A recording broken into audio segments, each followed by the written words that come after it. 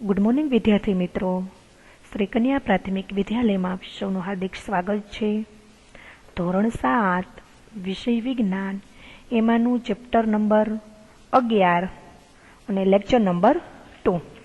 તો વિદ્યાર્થી મિત્રો, આપણે પહેલા લેક્ચરની અંદર ભણી ગયા હતા કે ધમની એટલે શું, શિરા એટલે શું, કેશિકાઓ એટલે શું, હૃદયનું સ્થાન ક્યાં આવેલું છે, નાડીદર કોને કહેવાય, ત્યારબાદ રુધિરમાં હિમોગ્લોબિનનું કાર્ય શું છે, રુધિરમાં કયા કયા કોષો હોય છે, રુધિરમાં રહેલા શ્વેતકણોનું કાર્ય શું છે, રુધિરવાહિનીઓના પ્રકાર કેટલા હતા, કયા કયા, તો એના વિશે આપણે અભ્યાસ કરી ગયા. ત્યારબાદ બધા જ સજીવોને પોતાનું અસ્તિત્વ ટકાવી રાખવા માટે તો કે ખોરાક, પાણી અને ઓક્સિજનની જરૂર હોય છે. રુધિર એ પ્રવાહી છે જે રુધિરવાહિનીઓમાં વહે છે, તો એના વિશે આપણે અભ્યાસ કરી ગયા હતા. ત્યારબાદ ઉત્સર્જન એટલે શું, એના વિશે આપણે ભણી ગયા. તો હવે આપણે આગળ સમજીએ પ્રવૃત્તિ 11.2. 6-7 સેમીનો વ્યાસ ધરાવતી એક ગરણી લો, તેની પર રબરની ટ્યુબ 50 સેમી લાંબી ચુસ્તપણે લગાવો. રબરને ખેંચીને ગરણીના મોં પર લાવો અને ચુસ્તપણે રબરથી બાંધો. ટ્યુબનો એક ખુલ્લો છેડો કાન આગળ રાખો.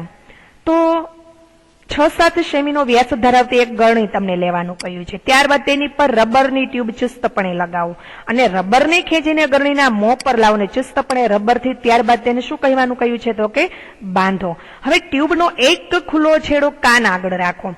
ગરણીનો પહોળો ભાગ જે છે એ હૃદય નજીક છાતી ઉપર રાખો. તો તમે આકૃતિમાં જોઈ શકો છો કે જે એક ભાગ જે એનો છે એ શેના ઉપર રાખેલો છે, તો કે છાતી ઉપર રાખેલો જોવા મળે છે. હવે ધ્યાનથી સાંભળો. હવે 1 મિનિટમાં થતા હૃદયના ધબકારા તમે માપો. 4 થી 5 મિનિટ સુધી દોડો અને પછી 1 મિનિટમાં થતા હૃદયના ધબકારા માપો. નાડીદર પણ માપો. તો તમારા સહપાઠીના પણ આ જ રીતે હૃદયના ધબકારા અને નાડીદર માપો. હવે તમે આગળ તમે કોષ્ટકમાં જોશો એટલે 11.2 ના કોષ્ટકમાં તમને હૃદયના ધબકારા અને નાડીદર તમને આપેલો છે. એમાં તમે વિદ્યાર્થીનું નામ કે નામ તમે કોઈ પણ તમારા મિત્રનું તમે લખી શકો અને આરામદાયી સ્થિતિ, હૃદયના ધબકારા અને નાડીદર. ત્યારબાદ દોડ્યા પછી એટલે કે 5 મિનિટ બાદ હૃદયના ધબકારા કેટલા અને એનો નાડીદર કેટલો જોવા મળે છે. તો વિદ્યાર્થી મિત્રો, હવે અહીંયા તમને વિદ્યાર્થીનું નામ XYZ કોઈ પણ તમે નામ લખી શકો. તો આપણે નામ લખીએ છીએ તો કે મહેશ. એક્ઝામ્પલ તરીકે આપણે એક ઉદાહરણ જોઈએ તો કે આરામદાયી સ્થિતિ, હૃદયના ધબકારા કેટલા હતા એના, તો કે 74 અને એનો નાડીદર તો કે એ પણ 74. હવે એને દોડ્યો તો દોડ્યા પછી આપણે એના હૃદયના ધબકારા કેટલા છે, તો કે 80 છે અને એનો નાડીદર તો કે એ પણ 80. તો વિદ્યાર્થી મિત્રો, સામાન્ય રીતે આપણે જોઈએ તો કે મહેશ જે છે એની આરામદાયી સ્થિતિમાં એના હૃદયના ધબકારા કેટલા હતા, તો કે 74 અને એનો નાડીદર તો કે એ પણ 74. હવે એ જ્યારે દોડે છે તો દોડ્યા પછી આપણું જે હૃદય છે એ થોડું ઝડપી એટલે કે હૃદયના ધબકારા જે છે એ થોડાક વધુ જોવા મળે છે.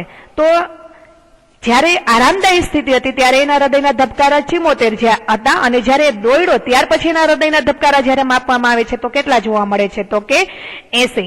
એવી જ રીતના તમે આ રીતે કોષ્ટક તપાસી શકો છો. હવે ત્યારબાદ આપણે આગળ સમજીએ.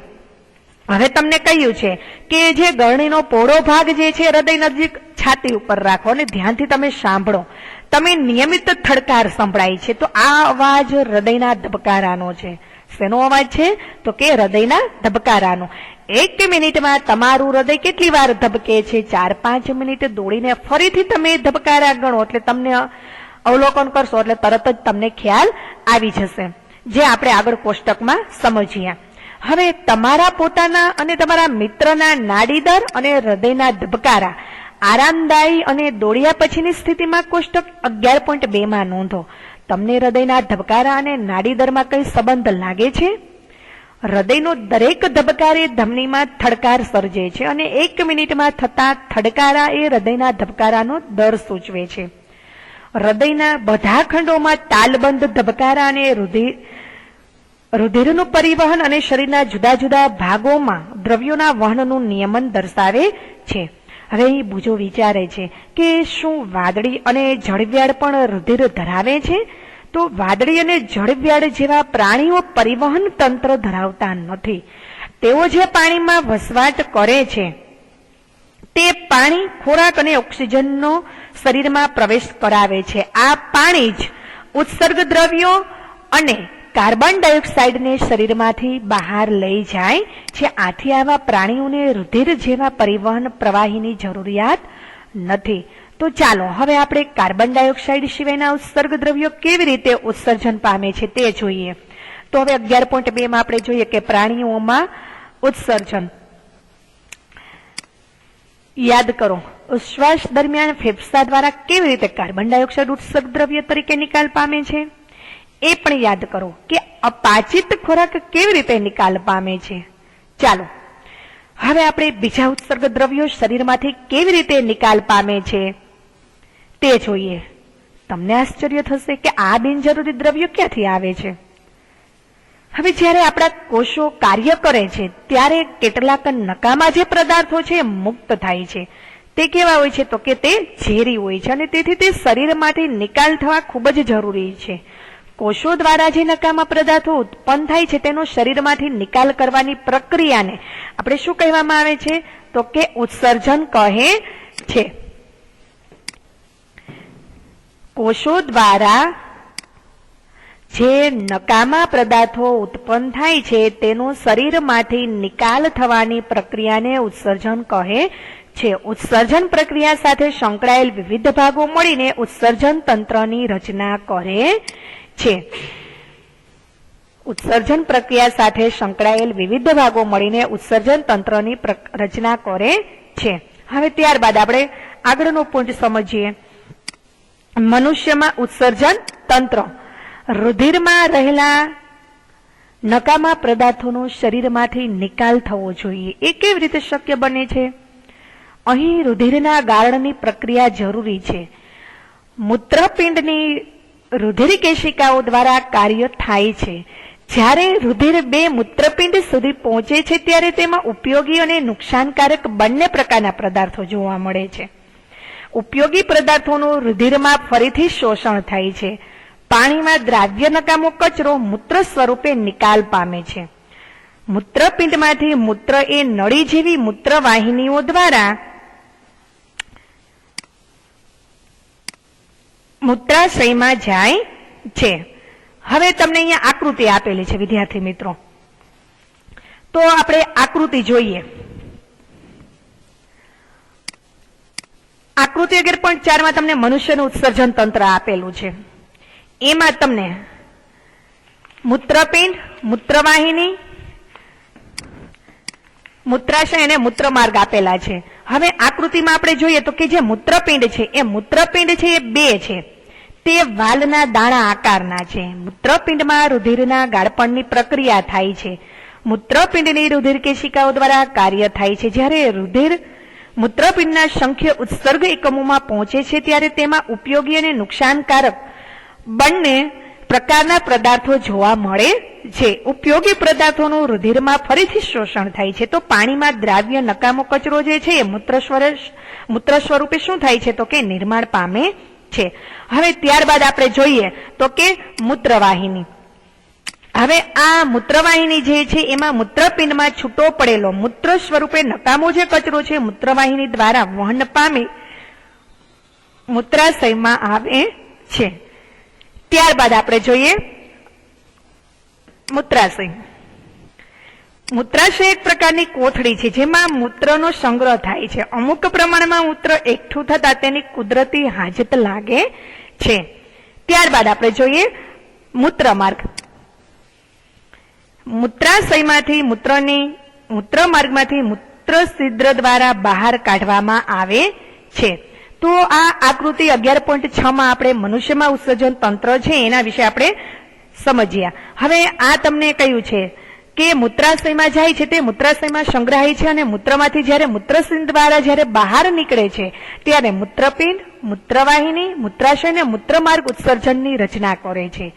હવે એક પુખ્ત વ્યક્તિમાં આશરે આપણે જોઈએ તો કે 1.8 લીટર જેટલું મૂત્ર 24 કલાકમાં નીકળે છે. મૂત્રમાં 95% પાણી, 2.5% યુરિયા અને 2.5% બીજા નકામા દ્રવ્યો આવેલા હોય છે. આપણે બધાએ અનુભવ્યું છે કે ઉનાળામાં જ્યારે ગરમ દિવસોમાં આપણને પરસેવો થાય છે તો પરસેવામાં પાણી અને ક્ષાર હોય છે. બુજોએ જોયું કે ઉનાળામાં આપણા કપડા પર સફેદ ધબ્બા જોવા મળે છે. મોટા ભાગે જે ધબ્બા જે છે એ બગલના ભાગમાં જોવા મળે છે. તો આ નિશાન એ પરસેવામાં રહેલા ક્ષારના છે. શું પરસેવો બીજા કોઈ કારણોસર થાય છે? આપણે જાણીએ છીએ કે માટલામાં રહેલું જે પાણી જે છે એ કેવું હોય છે? તો કે ઠંડુ હોય છે. તો માટલામાં રહેલા કાણામાંથી પાણીનું બાષ્પોત્સર્જન થવાના કારણે એમાં શું જોવા મળે છે? તો કે ઠંડક જોવા મળે છે. આવી જ રીતે જ્યારે આપણને પરસેવો થાય છે ત્યારે તે આપણા શરીરને ઠંડુ કરવામાં આપણને મદદરૂપ થાય છે. ત્યારબાદ આપણે આગળ જોઈએ 11.3 કે વનસ્પતિમાં ઘટકોનું વહન. હવે તમે પ્રકરણ 1માં શીખી ગયા કે વનસ્પતિ જમીનમાંથી પાણી અને પોષક તત્વોનું શોષણ કરે છે અને તે પર્ણો સુધી પહોંચાડે છે. તો પ્રકાશ સંશ્લેષણ દ્વારા પર્ણો કાર્બન ડાયોક્સાઇડ અને પાણીનો ઉપયોગ કરીને ખોરાક બનાવે છે. એ પ્રકરણ 10માં તમે શીખી ગયા કે ખોરાક જે છે એક ઉર્જાનો સ્ત્રોત છે અને દરેક કોષ ગ્લુકોઝના તૂટવાથી ઉર્જા પ્રાપ્ત કરે છે. કોષો આ ઉર્જાનો ઉપયોગ જૈવિક ક્રિયાઓ માટે કરે છે. આથી સજીવના દરેક કોષ માટે કોષ પાસે ખોરાકનો જથ્થો પ્રાપ્ય હોવો જોઈએ. તમે ક્યારે એવું વિચાર્યું છે કે પાણી અને પોષક તત્વો જમીનમાંથી મૂળ દ્વારા શોષાય અને પર્ણો સુધી કેવી રીતે પહોંચે છે? પર્ણો દ્વારા બનાવેલ ખોરાક એ વનસ્પતિના જુદા જુદા ભાગો સુધી કેવી રીતે પહોંચે છે? તો હવે જોઈએ પાણી અને ખનિજ તત્વોનું વહન. વનસ્પતિ મૂળ દ્વારા પાણી અને ખનિજ ક્ષારનું વહન કરે છે.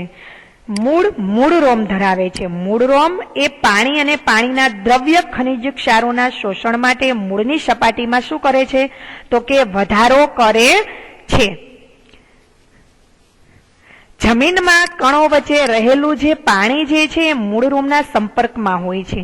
શું તમે અનુમાન બાંધી શકો છો કે મૂળ દ્વારા પાણી પર્ણો સુધી કેવી રીતે પહોંચે છે? વનસ્પતિમાં કેવા પ્રકારનું પરિવહન તંત્ર આવેલું હોય છે? તો બુજોને વિચાર આવે છે કે વનસ્પતિ પાસે પાઇપ નળી હોવી જોઈએ જેથી પાણી વનસ્પતિના તમામ ભાગોમાં પહોંચી શકે, જેમ કે આપણા ઘરને પાણીનો પુરવઠો પહોંચે છે. તો જોઈએ તો કે બુજો જે છે એ સાચો છે. વનસ્પતિ પાણી અને ખનિજ ક્ષારોના વહન માટે પાઇપ જેવી વાહિની ધરાવે છે. આ વાહિનીઓ ચોક્કસ પ્રકારના કોષોની બનેલી હોય છે જેને વાહક પેશી કહે છે. સજીવોમાં કોષોના સમૂહ ચોક્કસ પ્રકારના કાર્ય કરવા માટે જ્યારે એકઠા થાય છે તો તેને શું કહેવામાં આવે છે? જેને આપણે પેશી કહે છે. ફરીથી આ વાહિનીઓ ચોક્કસ પ્રકારના કોષોની બનેલી હોય છે જેને વાહક પેશી કહે છે. જ્યારે સજીવોના કોષોમાં સમૂહ ચોક્કસ પ્રકારના કાર્ય કરવા માટે એકઠા થાય છે જેને પેશી કહે છે. તો પાણી અને ખનિજ ક્ષારોના વહન માટેની વાહક પેશીને જલવાહક પેશી કહે છે. હવે જલવાહક પેશી જે છે સળંગ નળીઓનું જાળું બનાવે છે જે મૂળથી પ્રકાંડ અને ડાળીઓને સાંકળે છે. આથી પાણીનું જે વહન છે સમગ્ર વનસ્પતિના ભાગોમાં જોવા મળે છે. તમે જાણો છો કે પર્ણ ખોરાક બનાવે છે. ખોરાકનું વહન વનસ્પતિના બધા ભાગોમાં થવું જોઈએ. આ ક્રિયા વાહક પેશી એટલે કે અન્નવાહક પેશી દ્વારા થાય છે. આમ જલવાહક અને અન્નવાહક પેશી દ્વારા વનસ્પતિમાં ઘટકોનું વહન થાય છે. હવે ત્યારબાદ આપણે જોઈએ પ્રવૃત્તિ 11.3માં. તો આ પ્રવૃત્તિ માટે આપણને પ્યાલો, પાત્ર, પાણી, લાલ શાહી, કુમળા પ્રકાશ સાથેનો એક છોડ, દાખલા તરીકે ગુલ મહેંદી અને તન્મન્ય, અને બ્લેડ જોઈશે. હવે પ્યાલો ત્રીજો ભાગ એટલે કે ત્રીજા ભાગ જેટલું ભરાય તેટલું પાણી તમને રેડવાનું કહ્યું છે. પાણીમાં લાલ શાહીના થોડાક ટીપા ઉમેરો. પ્રકાંડને આધાર પાસેથી બ્લેડ વડે કાપીને આકૃતિ 11.8માં દર્શાવ્યા મુજબ પ્યાલામાં મૂકો. બીજા દિવસે તેનું અવલોકન કરો.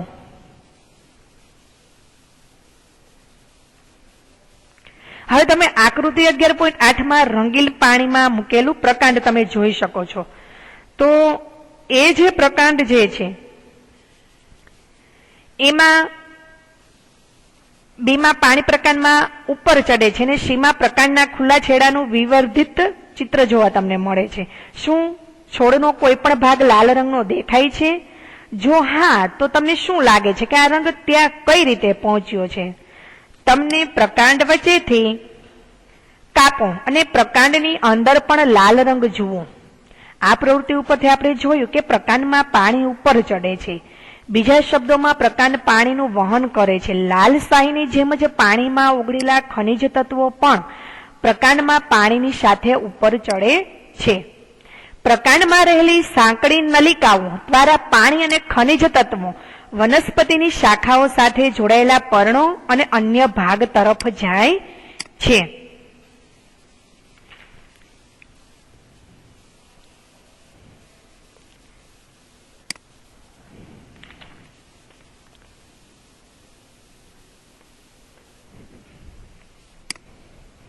આગળનો પોઈન્ટ સમજ.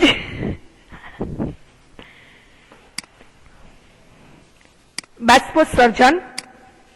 તમે ધોરણ આગળમાં શીખી ગયા કે વનસ્પતિ બાષ્પોત્સર્જનની ક્રિયા દ્વારા પુષ્કળ પ્રમાણમાં પાણી મુક્ત કરે છે. વનસ્પતિ જમીનમાંથી પાણી અને ખનિજ ક્ષારોનું શોષણ કરે છે. તો શોષાયેલું જે બધું પાણી છે એ વનસ્પતિ દ્વારા વપરાતું નથી. બાષ્પોત્સર્જનની ક્રિયા દ્વારા પર્ણમાં આવેલા પર્ણરંધ્ર દ્વારા પાણી બાષ્પ સ્વરૂપે બહાર નીકળે છે. પર્ણ દ્વારા પાણીનું બાષ્પીભવન એ ઉત્સેદન ખેંચાણ એટલે કે બકનળી, જેમ તમે સ્ટ્રો દ્વારા પાણી સૂચો છો તે રીતે રચે છે, જે પાણીને ખૂબ જ ઊંચાઈ સુધી ઊંચા વૃક્ષોમાં પહોંચાડે છે. બાષ્પોત્સર્જનથી વનસ્પતિ ઠંડક પણ પ્રાપ્ત કરે છે. તો વિદ્યાર્થી મિત્રો, આ પાઠ આપણો અહીં પૂર્ણ થાય છે. આ પાઠનું જે સ્વાધ્યાય તમને આપેલું છે એ સ્વાધ્યાય તમારે તમારી પાકી નોટબુકમાં લખવાનું છે.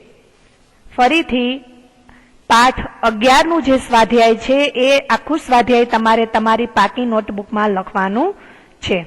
હવે ફરી મળીશું આપણે આગળના લેક્ચરમાં. Thank you.